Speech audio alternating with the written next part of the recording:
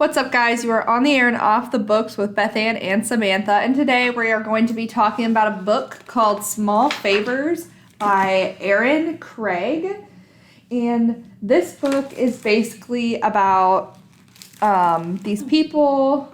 Well, it's about the main character. Her name is Ellery Downing, and she is living in this, I would consider it like a community. And I think it's the vibe that they're living like the olden days, but outside of this community is modern. Yeah, I got the impression, I got it deeper in the book than Samantha did, that there's like civilization, like modern civilization outside of their town, but their town is secluded somehow. Mm-hmm. And just I picture it as like an old like cowboy town, outposts, like they're all farmers, they all do horses, like kind of like that. I think I picture it as summer camps that like have cabins just like around and they have like different activities in different places. Or like Little House on the Prairie kind of thing. Yeah, that's kind of how I picture it. I don't know if that was meant to be that way, but like they're like surrounded by woods up like through past the mountains, I guess. Mm-hmm. So they're very, very secluded. But they were founded that way, so they're like, technology and everything that they do hasn't really changed. Yeah. So, I don't know, it was very good. It was. It was so good. I'm going to read the synopsis. So, Ellery Downing is waiting for something to happen. Life in isolated Amity Falls, surrounded by an impenetrable forest, has a predictable sameness. Her days are filled with tending to her family's beehives, chasing after her sisters, and dreaming of bigger things while her twin, Samuel, is free to roam as he wishes.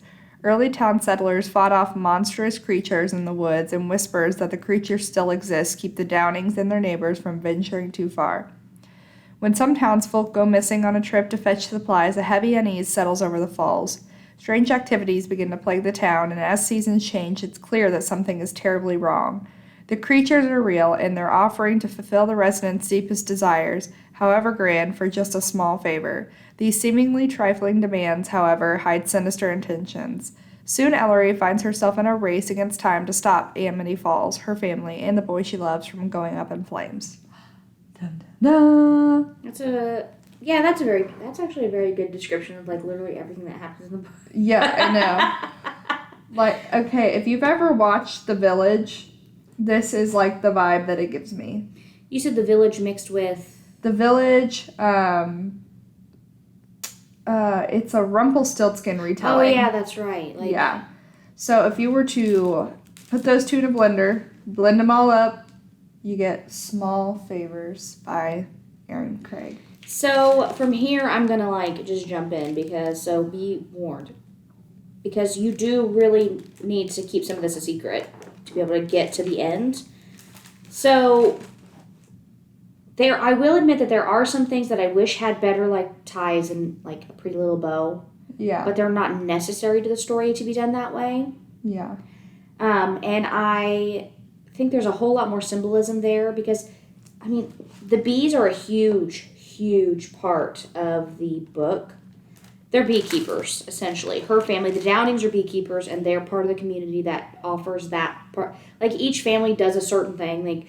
Some people do horses, and some people do bees. The Downings do the bees, and then there's people who, I guess there's a guy who does whiskey, and then, there's, a flower, baking store. Yeah, they all have their own roles in the community, and the Downings are known for their beekeeping. Mm-hmm. And it's interesting because, all of the rules of the town tie into, Ellery's internal monologue with these bees. Yeah. And it all melds together and coincides, and it almost is the bees and how the bees are trying to be kept alive and the ways that they have to beekeep are a mirror image of what the town is going through at the time. So I thought that was really, really cool and interesting. I'm not quite sure if it was necessary. The bees? Yeah.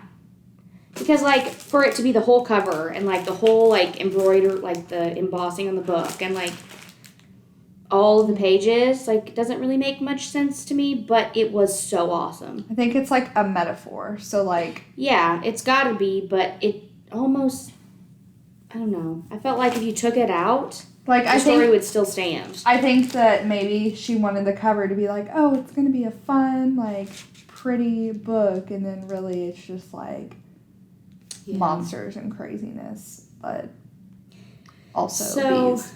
Ellery meets this boy in the woods. And they don't get a lot of outsiders. And he refuses to tell her his name. But he is a quote-unquote trapper. Yes. And she doesn't think it's too unusual because they get new people all the time. And she meets him right after they find out that a monster basically slaughters this whole team of, like, what are they going to get, supplies? Like, I don't know what you would call it. Like, their whole troop is slaughtered. And her brother comes back. Yes, her brother comes back, and then her unharmed, and then a woman comes back with a horse that proves that there are beasts in the woods. So her father, like, brings the town to a vote saying, we're going to go out to the woods, we're going to try to figure this out, do our own supply run. They get attacked again. Yeah. So it's all confirmed that there are all of these weird creatures living in the woods, whatever.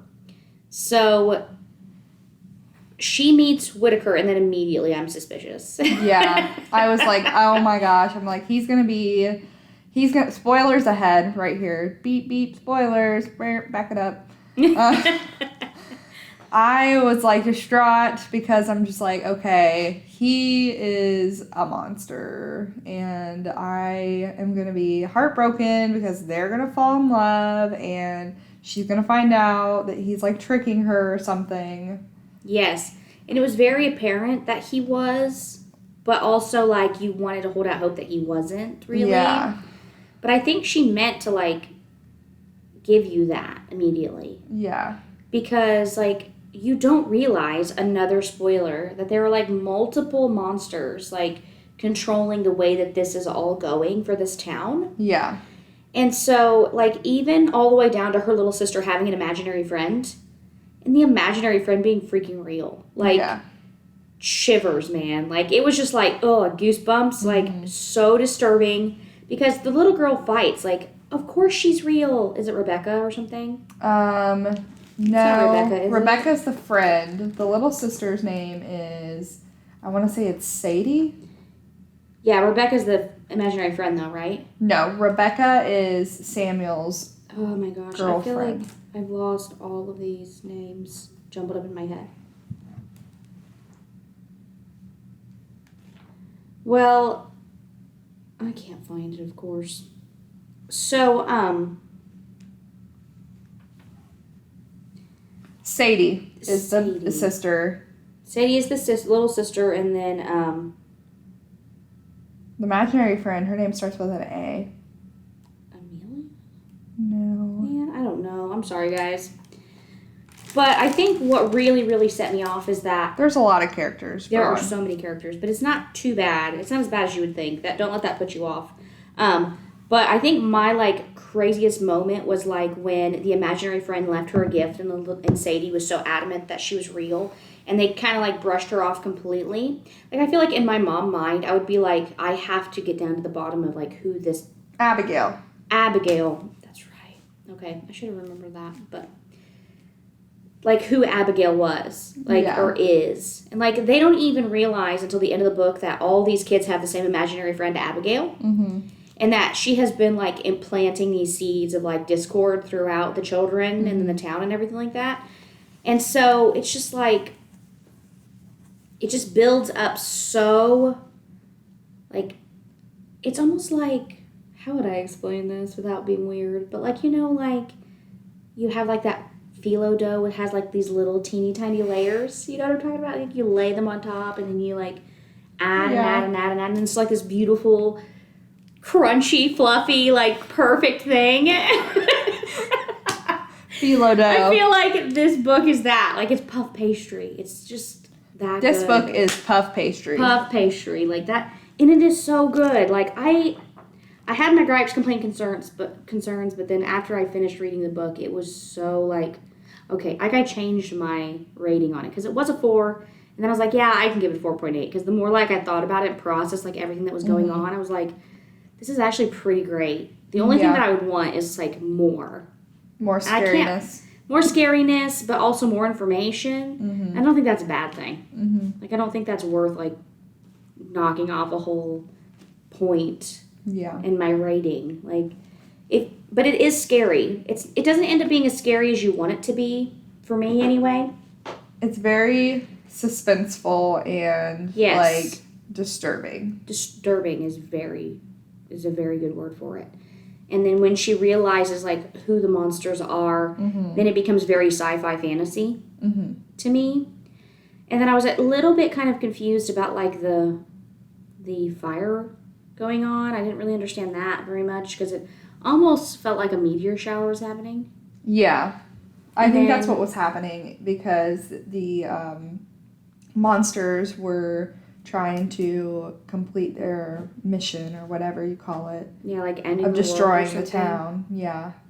Yeah, which is so weird to me. And then also, like, Samuel, her brother, like, turning out to be the, like, ultimate bad guy for no reason. Yeah. Like, that kind of bothered me a little bit, that there was no reason for him to be, you know, a weenie like he was, but he was completely the worst character I've ever read in my life. He was a weenie hut junior. He was. So, I don't know. We didn't really, I mean, we spoiled some stuff, but we didn't really give away a whole lot. But I think you should really pick this up, like, seriously. And just because it says young adult doesn't mean that it's not I didn't think I was gonna like it because it was that, like, old time feel. Yeah. But I really liked it. I gave it a 4.9. And I think the rules at the very beginning are super chilling as well because there's like 7 rules that you can't do as a town, like as a whole. Like, a rope of great cords will not fray, snap, or weather. The fall stands strong if we all bind together. Tend your land, your beasts, your field, and prosperous bounties the falls will yield. And, like, these are all, like, section headings, I think, or, like, chapter headings. Yeah. And, like, she writes to meet each of those, like, portions. And, like, the way that they have to, like, I do like the way that she integrates the bees, and I don't think it's necessary, but I really like the addition a lot. Plus, the and cover it's a little bit is really of a love pretty. story, too, Yeah. actually, which was kind of surprising to me. Mm-hmm. I didn't mind it. It's not too lovey-dovey, but no. The ending was good. I was happy with the ending. I was okay with it. I was happy with the ending between her and Whitaker. I predicted that it would happen. Like, I figured that would happen. I did not. I don't think. I figured you'd be like, yeah, that's going to happen. Like, he's going to be free, and, like, they're going to, like, she's going to bargain to let him go. I thought she was going to bargain a little bit harder because of what she figured out. Yeah. And I feel like also how she figured out the name was a huge jump. Like, she really thought really hard, and she only had 3 guesses. Like, you're pretty clever, yeah, like, lady. nobody in their right mind would have, like, thought of that quickly. No way. It was a very, like, random name. It was. And I really liked the monster, like, the way that it looked. Yeah. I thought that was really cool, too, and how she, like, explained the way that she changed after her guard was down. I really liked the description of that, too. Great book, guys. I'm serious. You should just read it. Just read it and let us know what you think about it. Yeah. It was very impressive, and I was worried I wouldn't like it either, because I didn't know what to expect at all. I, like, went into it with nothing. Like, okay, we're reading this. Like, let's read the book. And I think I read it in 2 days. Yeah, I think we both read it in 2 days. Yeah, which is super shocking. Because I just don't do that. Yeah. So you know it's good. I think we have this on Hoopla. I think I read it on Hoopla. Or Overdrive. One of I those. listened to it on Overdrive. Okay, it might have been Overdrive. But we do have the physical book. Yes, I have it in my hand right now. You guys should come in and check it out. Check it out on Hoopla/Overdrive, whichever one it is. And then you guys also should watch The Village and read Rumpelstiltskin stories or whatever. Just have a whole thing of it. And tell us what you think. And it's actually a very beautiful book. Like, take a really good look at the cover. Yes. I bet a special edition would be stunning. I love the cover. That's why I bought it. I bought it and I had no idea what it was about. I just saw the cover and I was like, purchased. Sold. Sold to me. Listen, you don't have to convince me very hard. Listen, I'll buy it. I judge a book by its cover every day, so. All love right, it. guys. Well, we will see you on our next episode. I think we're going to be talking about summer reading program. Yep, we are. So we hope you guys join in to listen to that. There's going to be a lot of stuff going on this summer, and stay tuned and come in for summer reading program. Sign up. Yep. Have a great day. Bye. Bye.